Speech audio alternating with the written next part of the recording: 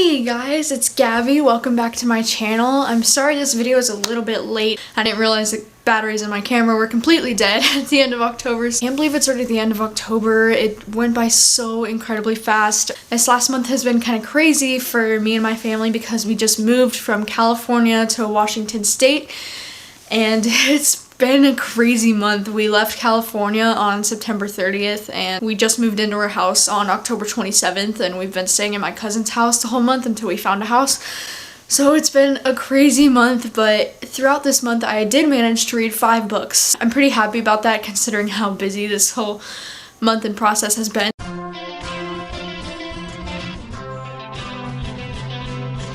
Alright, so the first book I read this month was actually an ARC that I received from NetGalley, and that was Camgirl by Leah Rader. This book is about a girl named Veda who experiences this really terrible car accident, and she loses the ability to use her right hand, which is like really tragic for her because she's like an artist and she uses her right hand for everything, obviously, and so it's kind of about her story as she deals with this and her relationship with this girl named Ellis, and she's kind of like not ready to come out of the closet and tell everybody that she's like a lesbian because she doesn't like the stereotype of being a lesbian just because she likes a girl. When she finally hits rock bottom, she decides to become a cam girl to make extra money, and honestly, this book, I ended up giving it 3 out of 5 stars. Didn't love it, and I was kind of disappointed by that because, as I'm sure you guys know, I say this all the time, but like Unteachable by Leah Rader is one of my favorite books of all time, and so I just really expect so much from her because I love her writing style. And like, don't get me wrong, like the writing style is beautiful and it's like a really beautiful story, but like I just didn't like any of the characters really that much. I mean, Veda pissed me off. Like, she was really annoying and selfish and just so mean to Ellis in this book, and I just couldn't stand her. And I know I sound like a prude, but I feel like there was a little bit too much sex stuff. I mean, I know the book is called Camgirl and that's what it's about, whatever, but I just thought it was a little bit too much. Like, the story could have gone on without it because it started to get really repetitive.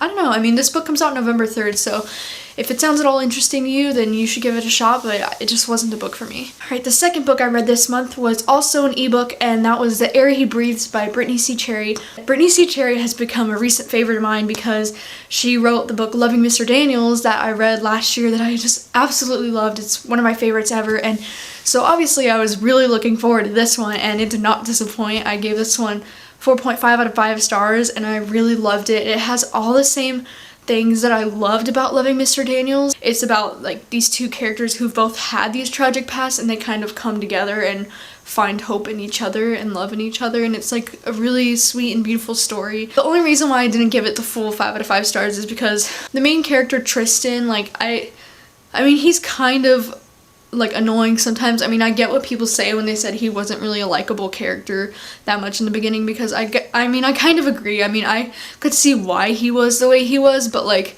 I do agree that it was a little bit over the top sometimes with how like rude he was.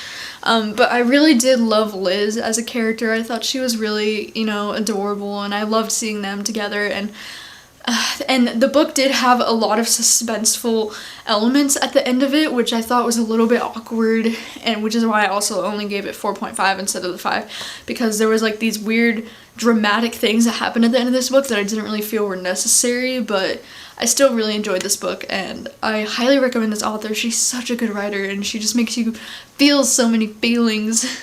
Alright, the next book I read this month was one that I've been wanting to read for quite some time now, and that was The Unbecoming of Dyer by Michelle Hodkins. And this book, if you don't know, is about this girl named Dyer who is, I mean, she experiences this tragedy where she's like in a building with her friends, and the building collapses and all of her friends die, and she's the only one who survives. Unfortunately, this one I ended up giving it 2 out of 5 stars. I just had such high expectations for it, and it just kind of fell short on every level, and I don't know. I mean, everybody seems to be really obsessed with the love interest Noah Shaw in this book, and to be honest, I kind of couldn't stand him. Like, I thought he was such a dick, and oh, like, I'm more cultured than you because I'm British and you're an American, you know, like, he just constantly was like that throughout this book, and it just made him really unlikable to me as an American. It was like offensive, and I don't know, like I really did enjoy the like paranormal aspects of this book. Like I really loved the stuff with the pit bull and like all that kind of stuff, but then there wasn't enough of it. I don't know, I was just really disappointed by this one, and I wanted to love it because everybody seems to love it, but I just didn't. Alright, the next book I read this month was one of my favorites, and that is Night Film by Marisha Pessl. This book I did end up giving a 4 out of 5 stars. This book is 600 pages, and it took me like 4 days to get through this. Like, and that's just like, that's not even like 4 days of just sitting down for like 30 minutes and reading. Like, that was like 4 days of like non-stop reading. Like, as like any time that I could read in those 4 days, I was sitting there reading this for like an hour or two, and it's so dense to get through this, like, because the words are really small, and I mean, there's these really cool like graphics throughout this book and stuff, and there's these little like symbols in here that you download an app on your phone, and then you point it at the little symbol on the page, and it'll pop up with like an interactive experience while you read the book. Like, it'll have like a recording of like the court scene, or like it'll have movie posters of like the movies that they're talking about and stuff. Like, it's so cool. I just thought that was like amazing. Like, this author went like above and beyond to like make this a really cool experience. This really popular director, Cordova, his 24-year-old daughter Ashley commits suicide, and people don't really know why or if it's true, that she actually committed suicide. Like, some people think that she got killed. And so Scott, the main guy we follow in here, is an investigator, and he's gonna go look into it, and we follow him and then these other two people, Hopper and Nora, who are kind of like his sidekicks, and all three of them are going and trying to figure out what happened to her, and it's really, really intense. Like, for a 600-page book, it did not slow down the entire time. I was so curious, and like even the opening scene in this book is really creepy. I know a lot of people said they were disappointed by the ending of this. To be honest, like the second the book ended for me, I was like, oh, like I just like wanted to know more, and I couldn't believe she could end it like that way.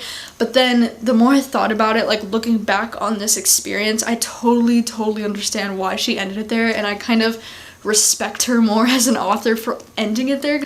The book never loses that like mysterious, eerie, weird vibe, And so I strongly recommend this one. It's one of my new favorite thrillers, and if you're into adult thrillers, then definitely check this one out. And the last book I read in the month of October, Miss Peregrine's Home for Peculiar Children by Ransom Riggs, and didn't like this one. I'm so sad to say, because I wanted to love this one just like everybody seems to. I ended up giving it 2 out of 5 stars. I wanted to read this one in the month of October because everybody said it was like really creepy, and the way this book kind of promotes itself, it's as if it's like really creepy. But to be honest, I didn't find it scary like at all. And I don't know what the big deal is really with this. I only ended up getting about 200 pages into this before I stopped reading it. I was just really bored with the storyline, and I didn't really like any of the characters. I think it's really beautiful with like all these like pictures, and like the chapter titles are like these beautiful like designs, and it's like a really pretty book, but like, ugh. I feel so bad because I really like Ransom Riggs as like a person. I think he's so cool in real life, and I just wanted to like love this book and jump on board with the fandom, but I just didn't like it, and I feel so bad about it. But I mean, you can't force yourself to like something you don't, right? So, alright, those were all the books that I read in the month of October. It's been a crazy month. I had 2 books that I really liked, and then 3 books that were kind of disappointing, so I guess it was just an okay reading month, but I am happy with how much that I read with how busy I was, because, I read The Unbecoming of Dyer in one night, and I read The Air He Breathes in one night.